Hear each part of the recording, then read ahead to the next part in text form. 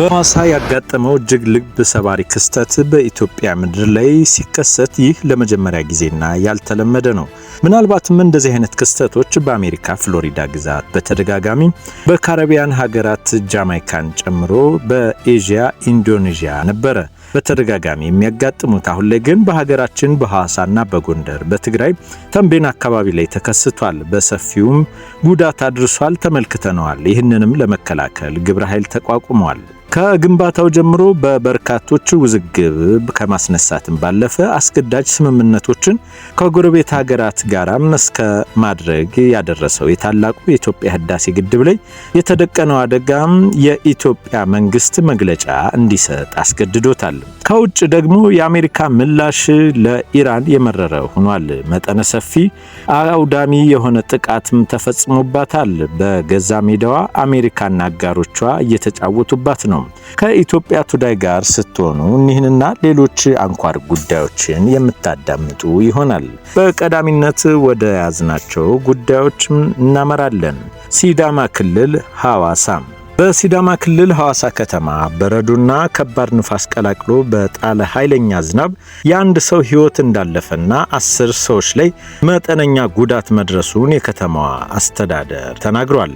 ትናንትና ሐምሌ 22 ቀን 2018 ዓ.ም ባጋጠመው ከባድ ዝናብ ከአመሻሹ 11 ሰዓት ጀምሮ እስከ ምሽቱ 1 ሰዓት አካባቢ እንደቆየ የሐዋሳ ከተማ የመንግስት ኮሚኒኬሽን መምሪያ ኃላፊ አቶ ምርጫዬ ደመቀ ከቢቢሲ ጋር በነበራቸው ቆይታ ተናግረዋል። ዝናቡ በተለምዶ አርብ ሰፈር፣ ስልጤ ሰፈርና መናኸሪያ ተብለው በሚጠሩት አካባቢዎች ላይ ጉዳት እንዳደረሰ የገለጹት ኃላፊው የአንዲት ሴት ህይወትም ማለፉንም አስረድተዋል። የሁለት ልጆች እናት የሆነችው ሴት በዝናብ ሰዓትም በጥሩ ይዞታ ላይ ባልነበረ መኖሪያ ቤቷ ውስጥ እንደነበረችም ገልጸዋል። ቤት ውስጥ እንዳለችም ህይወቷ ማለፏን ነው ጠቆመው። ሰዎች ላይ ከደረሰው ጉዳት በተጨማሪ በንብረት ላይም መጠነ ሰፊ የሆነ ጉዳት ያደረሰው ዝናብም ኃላፊው እንደሚሉት በቤቶችና ተሽከርካሪዎች ላይ የደረሰው ጉዳት መጠን ለመለየትም ሰፊ ግብረ ኃይል ተቋቁሟል። የከተማው አስተዳደር በፌስቡክ ገጹ ላይ ባወጣው መረጃም በረዶና ኃይለኛ ነፋስ በቀላቀለው ዝናብ ምክንያት የኤሌክትሪክ ምሰሶዎችን ጭምር መውደቃቸውን ገልጿል። በዚህ ምክንያት አንዳንድ የከተማዋ ክፍሎች የመብራት አገልግሎት መቋረጡንም አስታውቆ ነበር።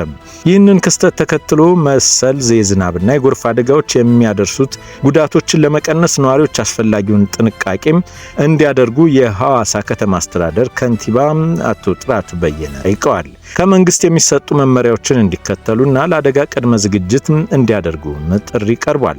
የኢትዮጵያ ሜትሮሎጂ ኢንስቲትዩት በዘንድሮ የክረምት ወቅት ለጎርፍ አደጋ የመጋለጥ ስጋት እንዳለባቸው ከገለጻቸው የኢትዮጵያ አካባቢዎች አንዱ ሐዋሳ ከተማ ነው። ከሲዳማ ክልል ዋና ከተማ በተጨማሪ በሁሉም ክልሎች ውስጥ ለጎርፍ ተጋላጭ የሆኑ አካባቢዎች እንዳሉ በተቋሙ ትንበያም አስቀምጧል። በትግራይ ክልል በማዕከላዊ ዞን ቀይሃ ተህሊ ወረዳ ባሳለፍነው ሳምንት ሐምሌ 14 ቀን በረዶና ኃይለኛ ንፋስ በቀላቀለ ዝናብ ምክንያት የአንድ ታዳጊ ህይወት ማለፉ ይታወሳል።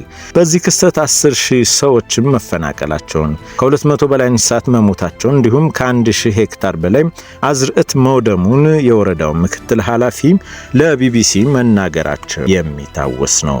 የታላቁ የኢትዮጵያ ህዳሴ ግድብ በኤልኒኖ ምክንያት ወደ ታላቁ ህዳሴ ግድብ የሚገባው የውሃ መጠን ከሚጠበቀው በታች መሆኑን እና በዚህ ምክንያት የግድቡ ሙሉ አቅም በመጠቀም ኃይል ለማመንጨት ተይዞ የነበረው እቅድ አለመሳካቱን የውሃና ኢነርጂ ሚኒስተር ዶክተር ሀብታሙ ኢተፋ ተናግረዋል። ሱዳን ኢትዮጵያ ላይ ክስ ያሰማችበት የኤሌክትሪክ ኃይል አቅርቦት የተቋረጠውም በአገሪቱ ባለው ጦርነት መሰረተ ልማቱ ስላወደሙት እንደሆነ ገልጸዋል። የውሃና ኢነርጂ ሚኒስትሩ ትናንት በገለጹት መግለጫ ለመንግስት ቅርበት ባለው ፋና ብሮድካስቲንግ ኮርፖሬሽን የተላለፈው ቃለ መጠይቃቸው ከሰሞኑ የግብጽ ባለስልጣናት ከህዳሴ ግድብ ጋር በተያያዘ ያቀረቧቸው ክሶችን ውድቅ አድርገዋል። ባለፈው ሳምንት የግብጽ ውጭ ጉዳይ ሚኒስትር ባድር አብዲላቲ ካይሮ ውስጥ በሰጡት ጋዜጣዊ መግለጫ የኢትዮጵያ ህዳሴ ግድብ በፖለቲካዊ እንዲሁም ግብጽና ሱዳን ላይ ተጽዕኖ በሚያደርስ መንገድ እያስተዳደረችው ነው የሚል ክስ ማቅረባቸውን የቱርኩ ዜና ወኪል አናዶሉ መዘገቡ ይታወሳል። የኢትዮጵያ ከተፋሰስ ሀገራት ጋር አስቀድማ ቅንጅት ሳታደርግ በቅርብ የያዘችው ውሃ ሱዳን ውስጥ የውሃ መጠን እንዲቀንስ አድርጓል በማለት መክሰሳቸውንም ዘገባው ያመላክት ነበር። ይህ የውሃ መጠን መቀነስ ግን የሱዳን ማህበራዊ የውሃ አቅርቦት ላይ ተጽዕኖም እንዳሳደረም ተናግረዋል።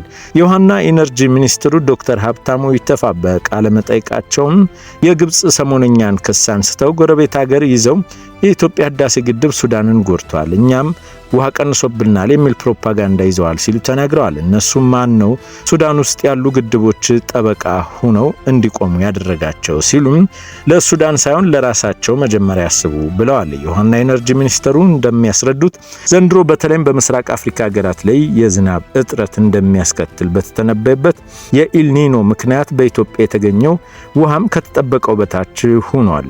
በዚህ ዓመትም ኢትዮጵያ በብዙ ዓለም አገር የኢልኒኖ ዘመን ነው፣ የዝናብ መጠንም ከተጠበቀው በታች ነው እያመጣም ያለውም ብለዋል ዶክተር ሀብታሙ። በተለይም በአባይ ቤዛይን ከሰሜን ምዕራብ አካባቢ የሚመጡ ወንዞች ላይም ለውጡ መታየቱን አስረድተው ይህ ሁኔታም በታላቁ ህዳሴ ግድብ ላይ ተጽዕኖ መፍጠሩን፣ ኢትዮጵያ ግን ይህንን ውሃውን ለመያዝ ምንም አይነት ነገር አላደረገችም ሲሉ በታላቁ ህዳሴ ግድብ የኤሌክትሪክ ኃይል አመንጨት ላይ የተደቀነውንም አደጋ አስረድተዋል።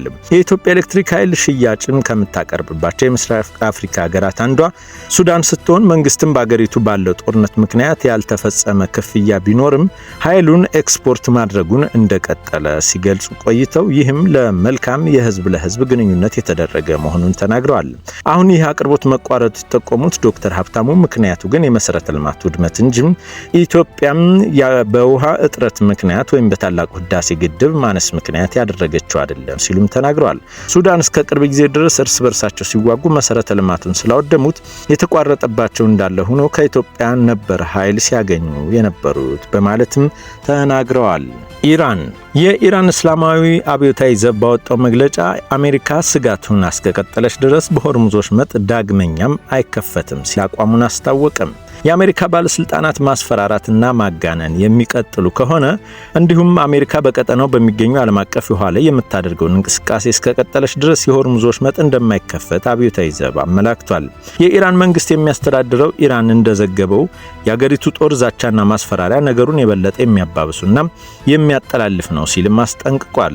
በአገራት በስም ሳይጠቅስም ወራሪዎችን የሚረዱ አገራትም ባህሪያቸውን ካላስተካከሉ ከፍተኛ ቅጣትም ይጠብቃቸዋል ሲሉ የመካከለኛው ምስራቅ ሀገራትን ጠቅሷል።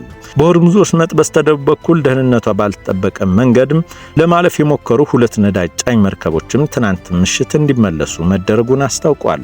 ይህም የዓለምን ኢኮኖሚ ከድጡ ወደ ማጡ የሚከቱ ነው። ሌላኛው የተፈጥሮ አደጋ ኢልኒኖ በዓለማችን ላይ በተከሰተበት በዚህ ቅጽበት ወቅትም እርዳታዎች በአግባቡ እንዳይደርሱ በተለይም ደግሞ በቀይ ባህር አካባቢ የየመን ሀውቲ አማጽያን መስመሩን መዝጋታቸው ማዳበሪያና ሌሎች እርዳታ እህሎች በተገቢው መልኩ ለተረጂዎች እንዳይደርሱ ያደርጋሉ። ይህም ምናልባትም የአሜሪካ ማዕከላዊ እዝ ሴንትኮም የኢራን እስላማዊ አብዮታዊ ዘብ በሆርሙዝ ወሽመጥ ላይ መርከቦችን የሚያልፉበትን መንገድ መወሰን ካልቻለ ጉዳቱ የከፋ እንደሚሆን ያሳየ ነው። የአሜሪካ ጦር ኢራን በዋሽንግተን ኃይሎች ላይ ስለሰነዘረቻቸው ሚሳኤል ጥቃት ሙከራዎች ያጸፋ ምላሽ ለመስጠት ሲል ረቡዕ ምሽት ኢራን ላይ ከፍተኛ ድብደባ መፈጸሙን አስታውቋል። በዚህ ጥቃት በርካታ የኢራን እስላማዊ አብዮታዊ ዘብ ኢላማዎች መመታታቸውን የአሜሪካ ማዕከላዊ እዝ ሴንትራል ኮማንድ ገልጿል።